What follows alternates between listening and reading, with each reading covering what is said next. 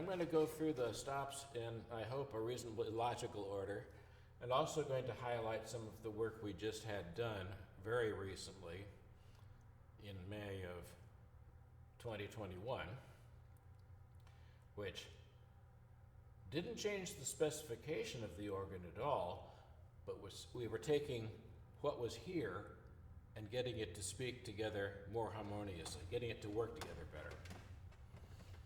Those sorts of things are just needed periodically in taking care of an organ, not just a really old organ, but an organ in general. Okay, our most basic sound is the diapason. The open diapason are these stenciled pipes you see on the front of the organ, played on the great manual. That's the lower keyboard.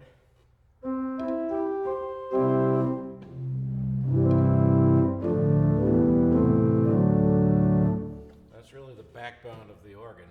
So for a good solid hymn accompaniment, you'll hear that stop a lot.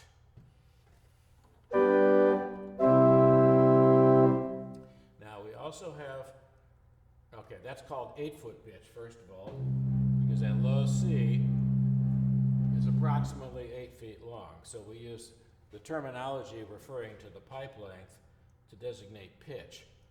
A pipe half that long is an octave higher, so we have a 4-foot principle.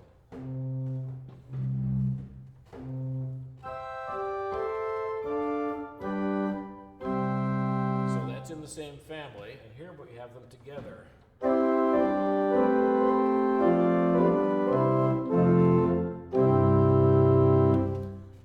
We also have a 2-foot, so that's playing 2 octaves above the diapason. Let me just bring those on one at a time.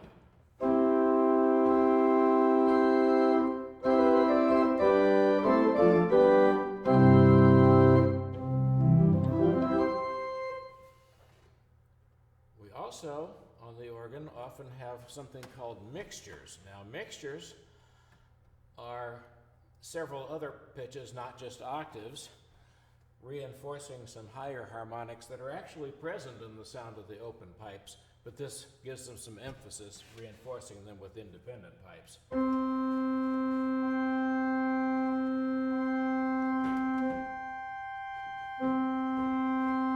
Now those two sets of pipes, those are the ranks that were original from the Steer and Turner.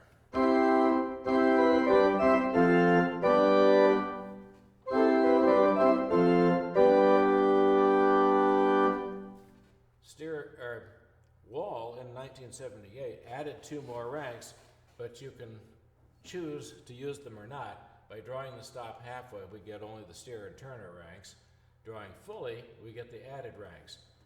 The added ranks were really too bright. They stuck out, and I had a bit of an issue with that. So that was the biggest challenge, actually, that we faced in the work that we recently did, trying to tame it down so that it just added nicely to the chorus without taking over.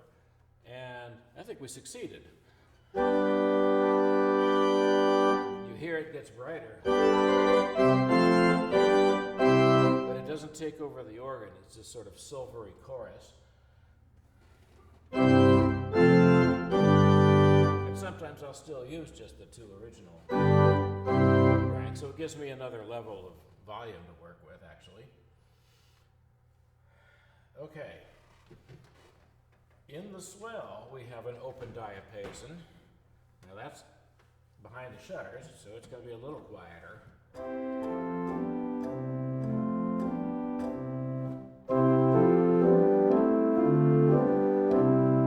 But you can tell it's related.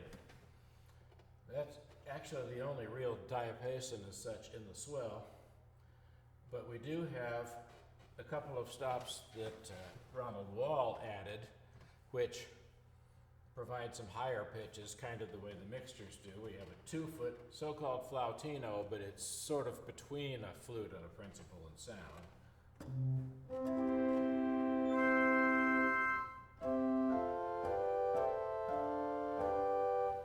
Kind of a flute, not really a flute.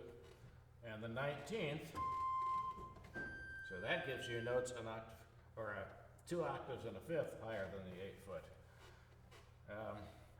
This was really too loud, so we tamed it down. So you don't use that by itself, you draw it with other things. For example, if you want kind of a colorful solo sound, you might even leave the 2 foot out.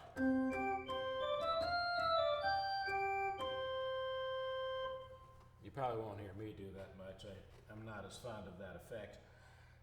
But it also caps the diapason and some other things going.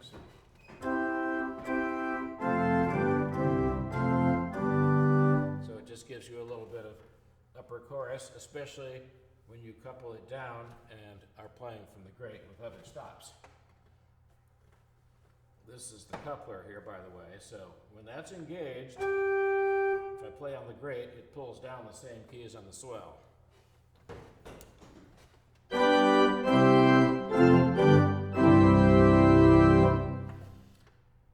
Okay, in the pedal, we have not really a diapason as such, but we have a couple of hybrid stops. We have a Gems horn, which is somewhere between a flute and a string in character.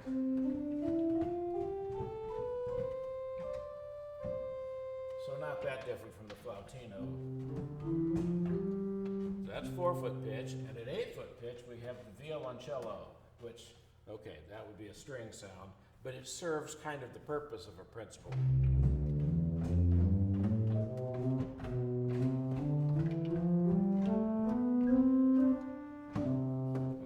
Pipes in the facade over the transept altar. So I use that a lot to give some clarity and definition to the pedal. It helps keep people together out in the congregation. Both of those stops were added by Ronald Wall. The original pedal stop, we only had one originally, was the Borden, which was a stopped flute. And that's at 16 foot pitch.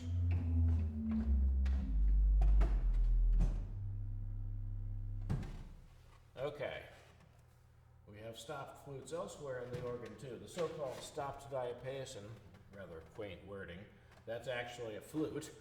These are wood pipes that are stopped on, they have a stopper on the top.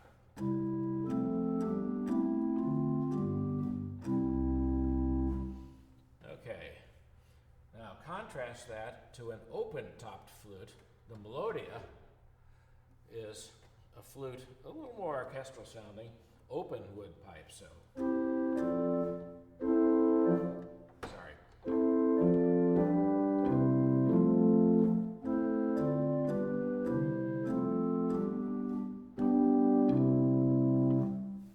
The stop flutes, because of the particular harmonics that they emphasize, almost have a little bit of a clarinet character. I'll show you something about that a little bit later. We also have some interesting 4 foot flutes.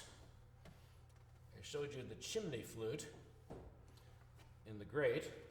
So that's got little tubes in the top, so it's not quite stopped, not quite open.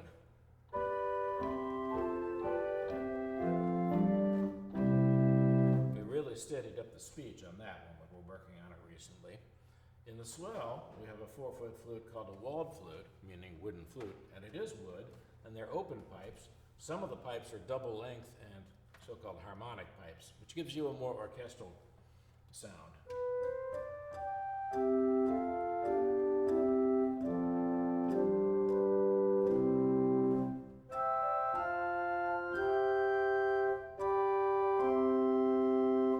I love that stop, so you hear it quite often. Okay. Now, we'll look at the strings. The softest stop in the organ is that carallophone, which is way at the back, or nearly the back of the swell chamber. Those are those very delicate, slender pipes.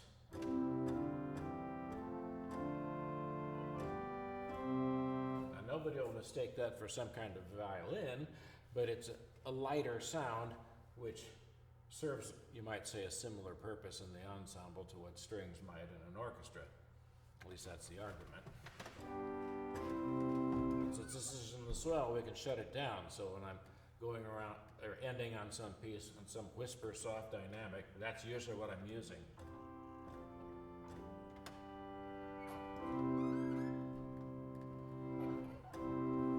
In the great, we have something called the dulciana, which is somewhere between a string and a diapason, sort of an echo diapason, some say.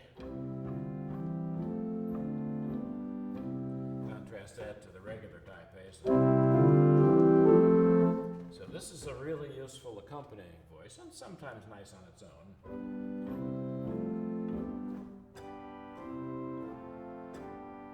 Here, that choralophone is just a little keener in sound. Okay, that leaves, oh, one other thing I need to show you, sorry. The cornet, which is a couple of higher pitched voices of more or less a flute character. So this is like the mixture, it's reinforcing some higher harmonics. In this case, to add up to a solo color.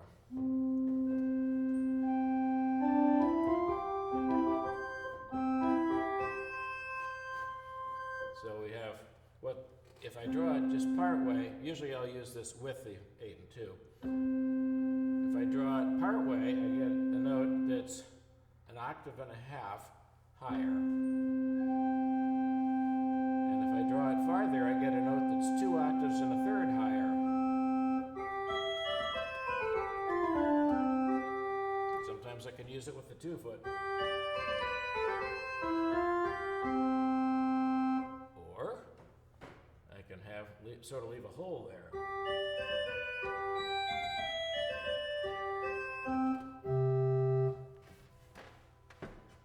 So, several ways I can add some brightness, and I do pull that in big choruses of sound too, so I have one more level of something powerful to add. This organ has 3 ranks of pipes rather, that are reeds. I showed you a reed pipe taken apart earlier. The original reed on this organ was the oboe, and the bottom octave of it is termed a bassoon, but it really is a continuation of the same stop. That's in the swell.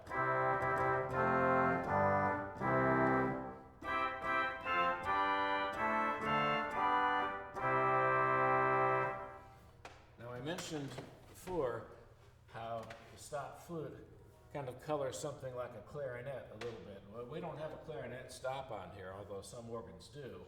But it's interesting, when I pull the stop diapason with it, it kind of sounds like a clarinet.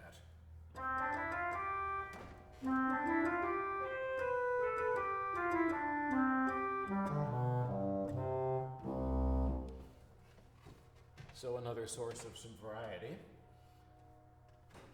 And there were 2 reeds added by Wall. One is a trumpet in the great. And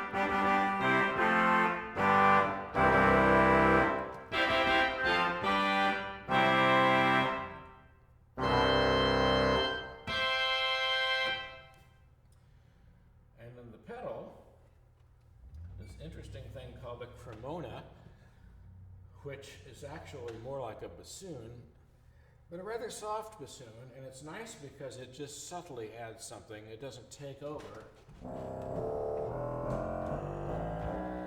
So it adds a little bit of growl.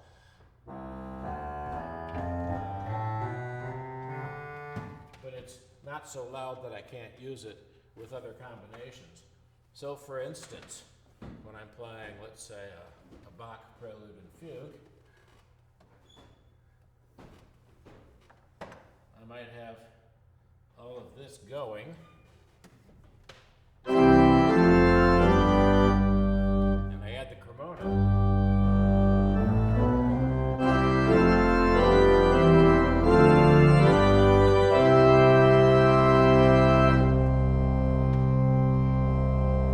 It makes a nice difference. And of course the trumpet, that's mostly for the really louder spots, or pieces where you use a trumpet solo sound. So here we hear most of the organ all together.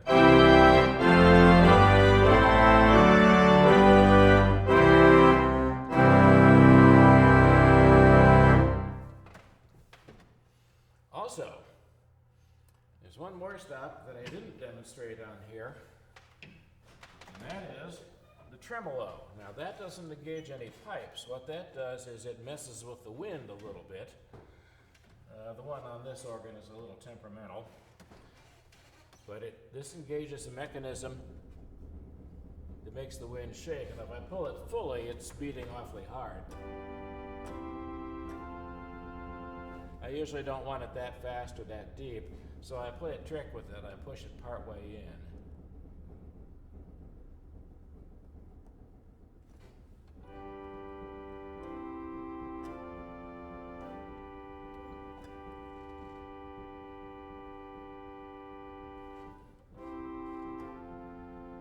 But I have to watch it. If I go too far, then it doesn't really do much. So that's useful once in a while, but because it wants to beat so hard, I don't use it a lot. But there isn't a stop I've shown on here that you wouldn't hear frequently on most Sundays. Maybe not every stop every week, but you pretty much hear the whole organ each week. I hope you found that interesting. Thank you.